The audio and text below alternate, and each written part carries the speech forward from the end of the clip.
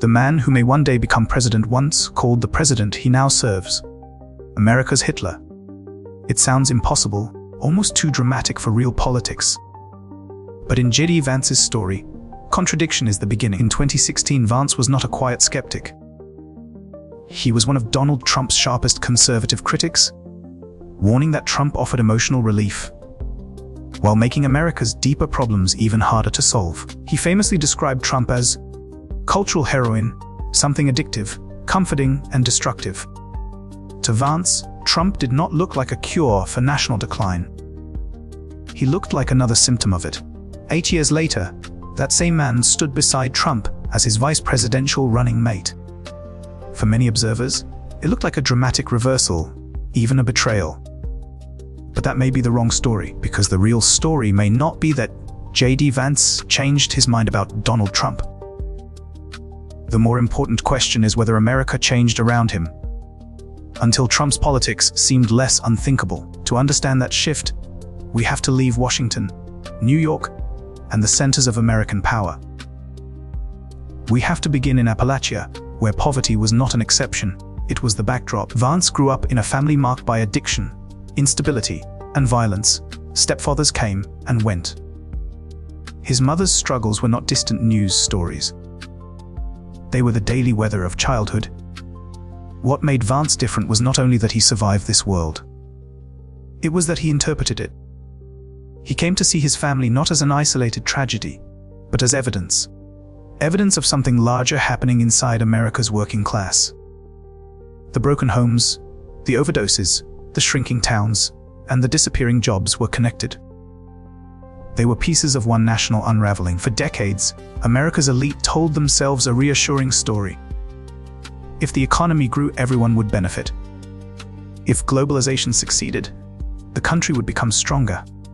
If experts managed policy, progress would continue. But in towns like the ones Vance knew, that promise never fully arrived. Factories closed, wages stagnated, drugs flooded communities, families weakened. The official story and lived reality moved in opposite directions. That gap created J.D. Vance more than any party platform did.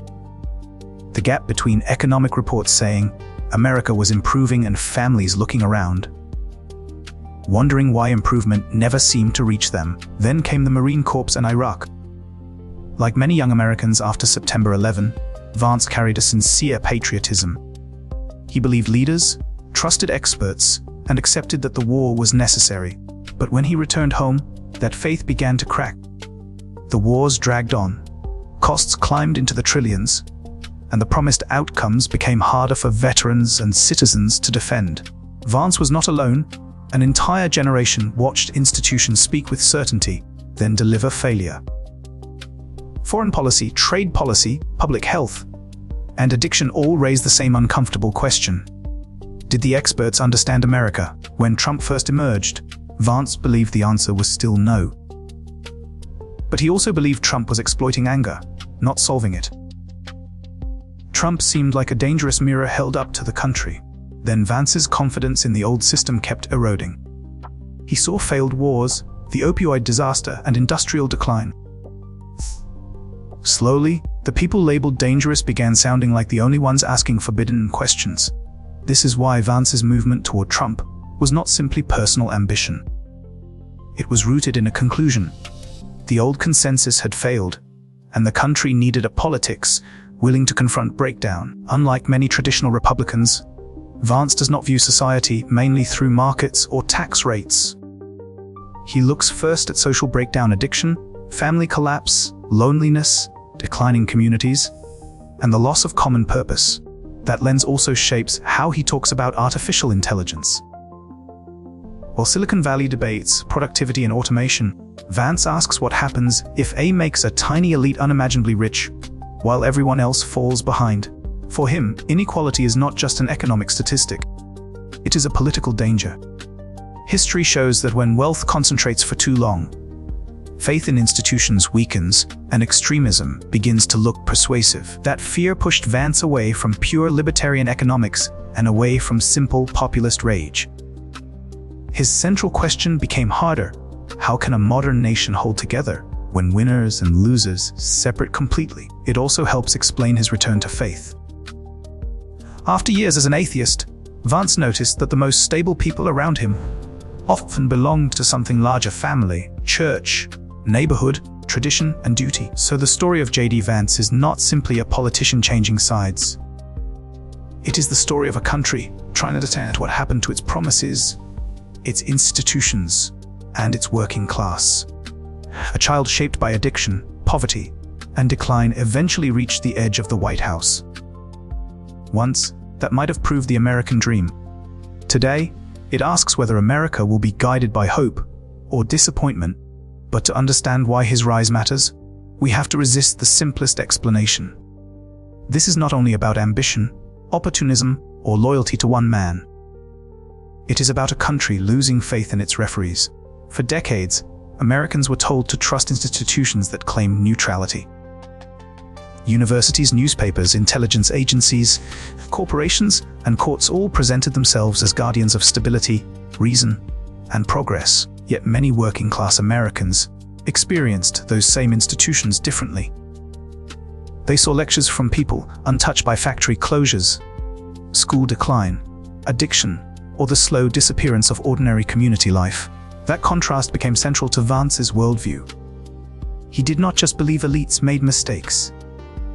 He increasingly believed they were insulated from the consequences of their own decisions. The Iraq War became one example. The financial crisis became another. Then came the opioid epidemic, where corporate profit, regulatory failure, and local despair collided inside communities already under pressure. In places like Middletown, Ohio, the damage was not abstract. It showed up in emergency rooms, court records, empty storefronts, and children learning early that adults could disappear. Vance's memoir made him famous because it gave language to that experience. Hillbilly Elegy was not only a personal story. It became a national argument about responsibility, class, and abandonment. At first, liberals and conservatives both found something useful in him. Some saw a critic of poor white culture. Others saw a witness against elite neglect. The same book carried opposite meanings. That ambiguity matters. Vance's early message was not simply anti-elite. He also criticized self-destructive behavior within his own community, warning that economic pain and personal responsibility could not be separated. But as American politics hardened, nuance became harder to sustain. Every argument was pulled toward loyalty tests. Every criticism was sorted into betrayal, propaganda, or proof of belonging. By the time Vance entered electoral politics, the Republican Party had already changed. Free trade, foreign intervention, and corporate-friendly economics no longer commanded the same automatic loyalty they once did. Trump had revealed something party leaders did not want to admit. Their voters were less committed to conservative theory than to a feeling that America had stopped protecting them. Vance eventually came to see Trump not as the cause of the rupture, but as proof that the rupture had already happened. The old coalition was breaking from below. This is why his apology for opposing Trump was more than a campaign gesture. It marked his acceptance that populist anger was not a temporary fever. It was a political foundation. His Senate campaign reflected that shift. Vance attacked big technology companies, criticized Wall Street, questioned foreign aid, and spoke about workers in language once associated more with economic nationalism than Reagan conservatism. To his supporters, this made him a rare Republican, willing to challenge corporate power. To his critics, it made him a shapeshifter, using anti-elite language while pursuing political power. Both interpretations miss something important. Vance's politics are best understood as a response to collapse of family collapse, industrial collapse, institutional collapse, and the collapse of trust between rulers and ruled. That collapse explains his skepticism toward free market absolutism. If markets produce wealth while destroying families, towns, and national independence, then for Vance, the market cannot be the highest authority. It also explains his suspicion of endless war. If national leaders can send working-class men overseas, while their own neighborhoods remain untouched, then patriotism begins to feel dangerously one-sided, and it explains his interest in family policy. For Vance, tax credits, childcare, and marriage are not side issues. They are part of whether a nation can reproduce itself socially. This makes him part of a broader conservative rebellion against the late 20th century consensus. The rebellion says America cannot survive on consumption, debt, individual choice, and military dominance alone. But there is a danger inside this worldview. When decline becomes the master story, every institution can look corrupt, every opponent can look malicious, and every compromise can look like surrender. That is the unresolved question around Vance. Is he offering a serious correction to a failed order, or is he helping turn disappointment into a permanent politics of resentment? His answer may shape more than one political career. If he reaches the presidency one day, the United States could be governed by someone formed not by triumph, but by aftermath, and that is why the old quote matters. The man who once feared Trump as America's Hitler now serves beside him, because he believes the system that produced Trump failed first, but the quote is only the doorway. To understand why Vance changed sides, we have to understand the world that made his original fear feel reasonable, and his later alliance feel necessary. Vance did not grow up around polished donors, policy seminars, or think tank language. He grew up in a place where politics was measured by factories, closing and families surviving another week. In Appalachia, decline was not an abstract statistic. It was an empty lunchbox, a missing paycheck, a parent disappearing into addiction, and a child learning instability before learning trust. His mother's addiction, the shifting father figures, and the violence at home were personal memories. But Vance later framed them as symptoms of something larger than one troubled household. That is important because it shaped how he would see America. Not as a spreadsheet of growth, but as a network of communities either holding together or quietly coming apart. For decades, America's leadership class promised that open markets and global trade would lift everyone eventually. In many elite neighborhoods, that promise looked true. In Vance's world, it looked false. When factories left, they took more than jobs. They took routine, dignity, church donations, little league sponsors, and the belief that a hardworking man could still build a stable life. Then came opioids, filling the vacuum left by work and belonging. Addiction did not arrive as a moral failure in his story. It arrived as a social disaster with human faces. This is why Vance's rise cannot be separated from social breakdown. His politics begins with the question of why ordinary people lost the institutions that once protected them. At first, Trump seemed to Vance like the wrong answer to the right anger. He saw a performer channeling pain, not a statesman capable of repairing what had broken. That was the meaning of his famous warning. Calling Trump cultural heroin was not just an insult. It was a diagnosis, temporary relief, emotional satisfaction, and a deeper problem left untreated. Yet after 2016, the establishment Vance had once trusted did little to restore his confidence. The wars remained questionable, the towns remained wounded, and the expert class remained defensive. The more he watched, the more Trump looked less like an alien force and more like a response.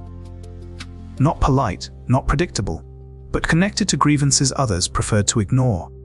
So Vance's reversal was not simply personal ambition, though ambition was certainly present.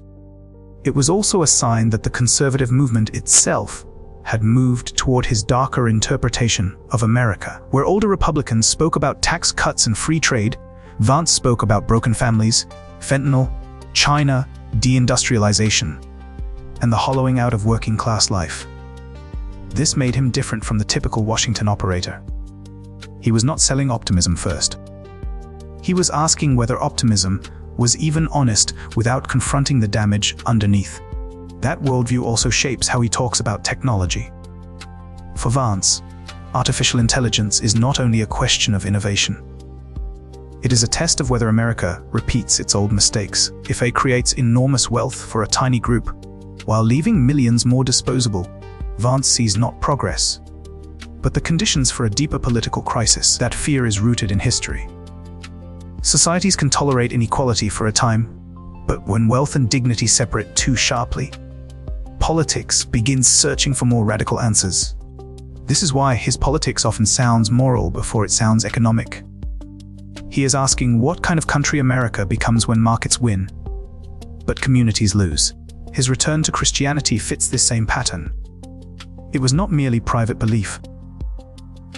It was a search for structure, obligation, and meaning in a culture he believed had become too thin. In his telling, people need more than income. They need families that endure, neighborhoods that recognize them, rituals that guide them, and institutions that make sacrifice feel meaningful. That does not make Vance's answers universally convincing. Critics see opportunism, resentment, and dangerous loyalty to a leader he once warned against with extraordinary language. Supporters see something else: a politician who recognized that elite consensus had failed, and who decided that fighting within Trump's movement was more useful than denouncing it from outside. And so the contradiction remains. J.D. Vance once feared Trump as a symptom of collapse. Now he serves beside him, arguing that only a broken system could have produced them both. But contradictions in politics are rarely just personal. Sometimes they reveal a deeper movement beneath the surface, where the ground has shifted so far that yesterday's warning becomes tomorrow's strategy. For Vance, Trump was no longer merely a chaotic figure on television. He became the most visible expression of a country that had stopped believing its own institutions. That distrust was not invented by one campaign. It grew from closed factories, failed wars, opioid funerals, collapsing towns, and the sense that national leaders kept explaining away visible pain. In that environment, Vance's reversal starts to look less like a sudden conversion and more like a calculation about where political energy had actually moved in America. He concluded that the old Republican language of tax cuts, deregulation, and endless growth did not answer the questions being asked in places like Ohio, Kentucky, and West Virginia. Those communities were not asking only for more income. They were asking why work had lost dignity, why families were breaking apart, and why success seemed to require leaving home. This is why Vance speaks so often about family, religion, addiction, and technology together. To him, they are not separate issues. They are symptoms of one broken social architecture. His argument is that a country can become wealthy on paper while growing poorer in trust, stability, and meaning, and eventually, that invisible poverty becomes politically explosive. That idea places him inside a broader global pattern. Across the West, voters have punished parties that defended globalization while struggling to explain the communities left behind. Vance's rise, therefore, says something uncomfortable about the American dream. The dream still exists, but its most powerful witnesses may now be people shaped by its failures. The child from a chaotic household did reach the heights of power. Yet instead of proving the system works, his story asks why so many others never escaped. This tension will follow him if he moves closer to the presidency. Will he govern as someone who understands a decline, or as someone hardened by it?